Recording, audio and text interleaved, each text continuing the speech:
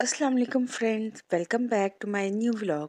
आज के व्लॉग में हम सिर्फ रेसिपी नहीं बनाएंगे, बल्कि इस व्लॉग में हम रेसिपी बनाने के साथ हाउस वाइफ की ज़िंदगी पर भी बात करेंगे।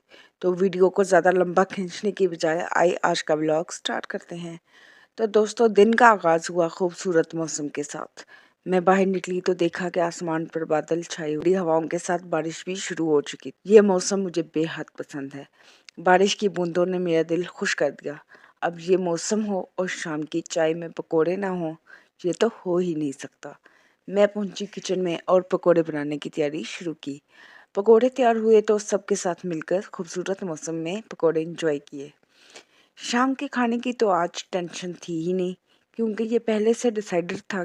इसलिए मैंने डो सुबह में ही तैयार कर ली। आपको पिज़्ज़ा की मुकम्मल रेसिपी डिस्क्रिप्शन में मिल जाएगी। आज पिज़्ज़ा बनाने के साथ साथ हम बात करेंगे हाउसवाइफ की लाइफ। अक्सर लोग समझते हैं कि हाउसवाइफ होना सिर्फ खाना बनाना, सफाई करना या बच्चों का ख्याल रखना है, लेकिन हकीकत में एक हाउसवाइफ पूरे घर का दिल होती है।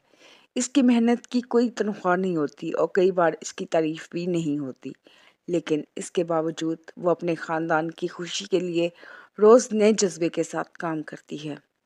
अगर आप भी एक हाउसवाइफ हैं तो याद रखिए, आप सिर्फ घर नहीं संभाल रही, बल्कि नस्लें संभाल रही हैं। आप सिर्फ खाना नहीं पका रही, आप मोहब्बत बांट रही हैं। आप सिर्फ सफाई नहीं कर रही, आप अपने ख़ानदान के लिए सुकून का माहौल बना रही हैं। और यकीन करें, ये कोई छोटी बात नहीं है।